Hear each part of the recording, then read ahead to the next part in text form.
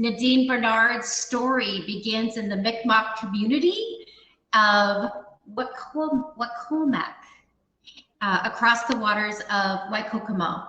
And her political journey started many years ago and has instilled into her children the importance of having a strong voice. And Nadine's involvement with the Liberal Party as the lead for Aboriginal people's vision, understanding of, number one, the complexity of issues, and two, having difficult conversations, but mostly about building relationships.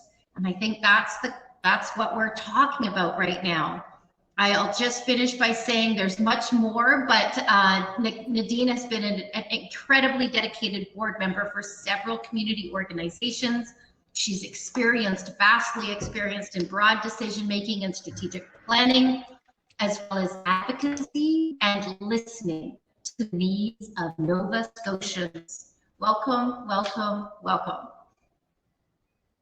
Yes, welcome, Nadine. We're so pleased that you're here. And I don't know if you've been catching some of the conversation, but it's been a little bit. Yeah, fair enough. You definitely live in one of my favorite provinces. So we're so pleased that you're here, and we want to give you an opportunity to share a bit about yourself and your journey, and what does it mean to you to walk bravely as a political leader at this time, walking towards political leadership, walking as an artist of impact, and why now? I think, well, to answer the first part of the question that you had asked, is somebody has to take the first step to move forward. Any new path is always somebody making the marking in the ground, and getting through the barriers of the trees and the bushes and all those things that kind of slow you down or could intimidate you to not go further. So and now is the time. I think that the conversations that have been happening over the last few years, especially in the last 10, I would say, when the Truth and Reconciliation report had come out, and that the conversations started to happen, and that courage and bravery and humility and speaking your truth and being honest about the dark truths and the hidden truths of this country. So when you're coming into politics and you want to be in an arena that wasn't designed to be completely inclusive of Indigenous people, I think it's an important step to do, because lots of people are watching. There's other women watching, there's children watching, grandchildren watching, and great-grandchildren watching. And that's how you can make those impacts, that go 7 generations moving forward, because you have all these eyes looking behind you. But these are the eyes that are going to be the next one who are going to lead and continue making these new paths and go further. Oh, that's so beautiful. I love that you are entering an arena that historically has not been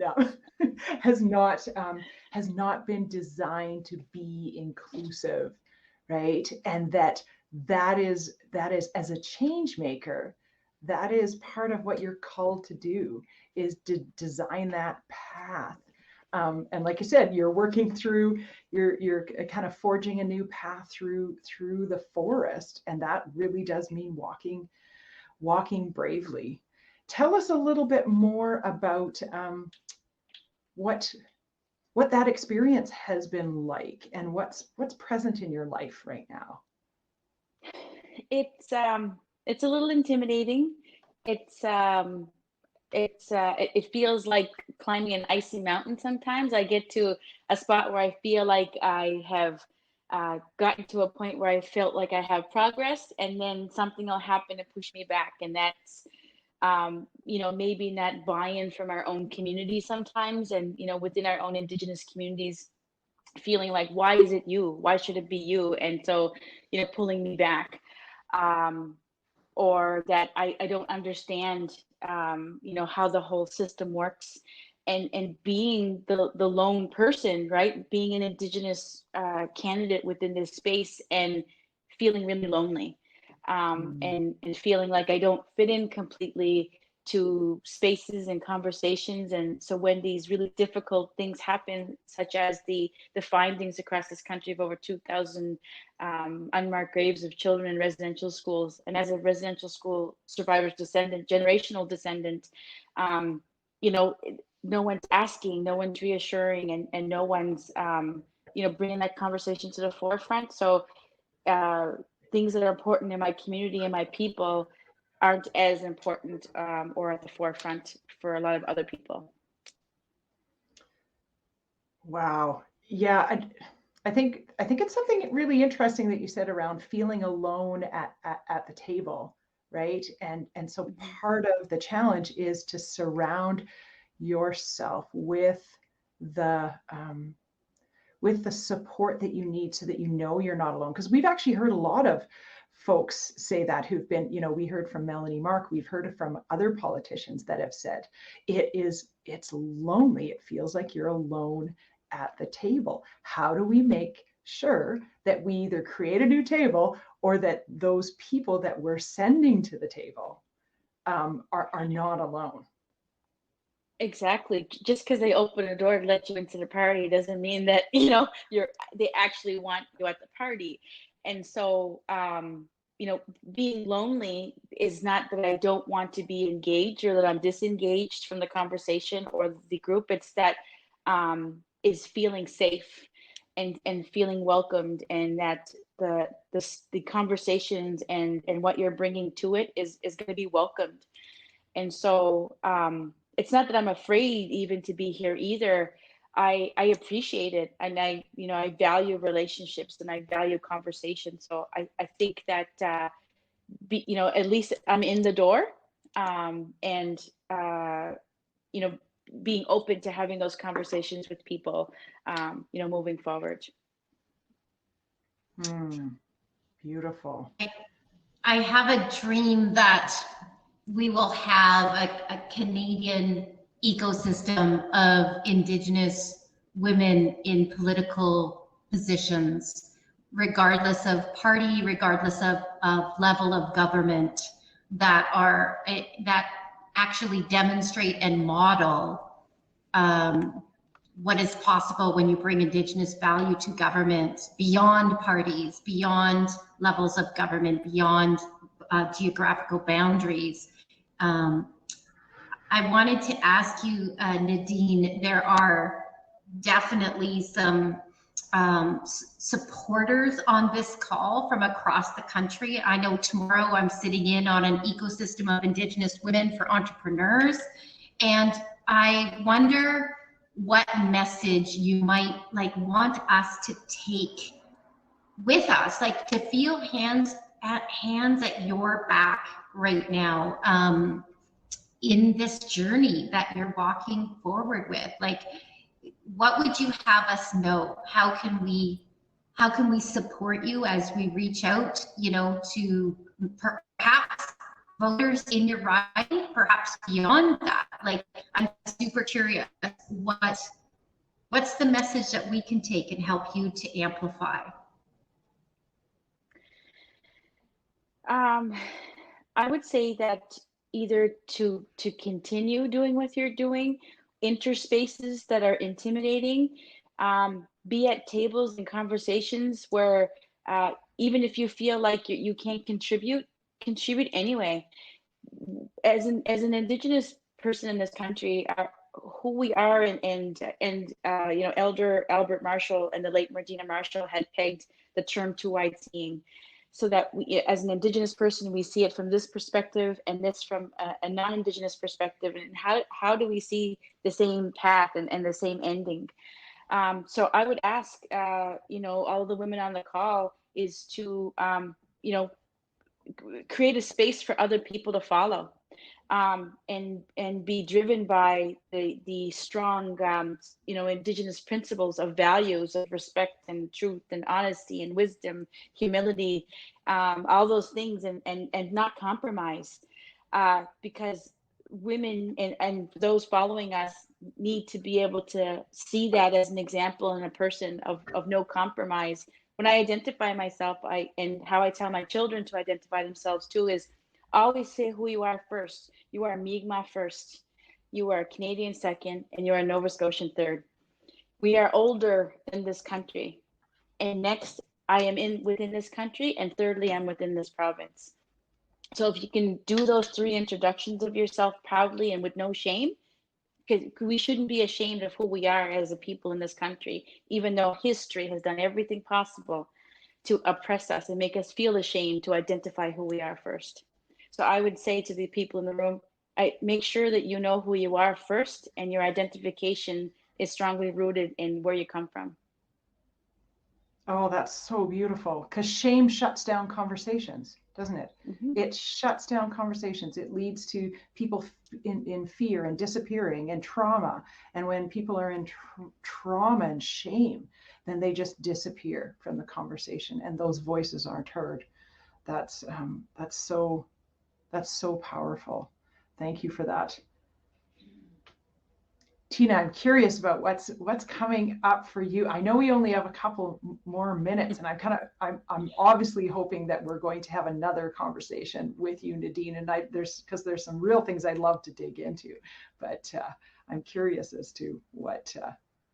Well, like, selfishly, I am captivated, and I'm like, I need to write an article about you. Oh, we lost you, Nadine. Oh, here she comes. No, I'm here. Okay. We are older than this country. That's what I'm leaving with. Like, for me, I am going to, like, that will walk with me all week. That makes me check your ballot. We are older than this country. This is where we follow. This is where we go. Thank you. That's like, and that to me, if when we do this again, that's where I want to dive in, is leadership from that place. And thank you for saying that. Thank you. My final thoughts will actually be of a call to those who are on the conversation. If any particular questions come up for Nadine, I hope that you'll let us know, and we'll do our best in the short term to rebook us. It might be at a special time and place. We don't know. We're just gonna let you know. I also want to just put a call out to really double check your networks and your connections. Who do you know? I know from running into political elections that not only do you need bravery and energy, but you need dollars, and you need volunteers. Like, there's a real tangible logistic piece that I would not feel that I'd serve this conversation if I didn't ask. So as we follow up from this conversation and invite you to the next, we'll be sure to share the links of how we can help and where we can point. We happen to know people that are deeply committed to this campaign, so where we can point them towards, should we know folks in the area and we want to help. I'll leave it to you to close, Christina.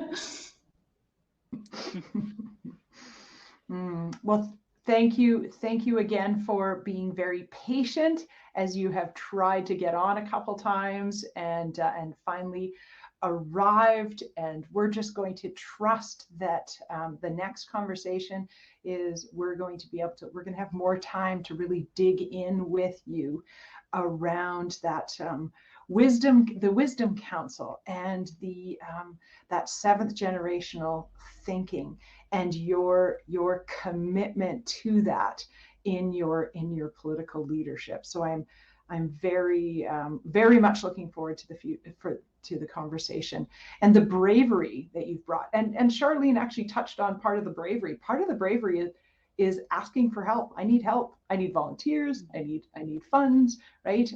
Those are the kind of tangible things that sometimes we can shrink away from. And yet those are very real ways that people can provide support. And that actually can, that's how people can be practical hands at your back when it comes to providing the support for the change makers. If we want to forge that path, we've got to do it in tangible and intangible ways. So thank you so much for joining us and for your patience. Thank you all for being here and your patience in this. And just a reminder to continue to ask yourself, what is walking bravely in leadership? And I think of leadership as artistry, right? The artistry of leadership. What does it mean to you, and deepen your understanding of that. So thank you all for being here, and thank you so much, Nadine. Thank you.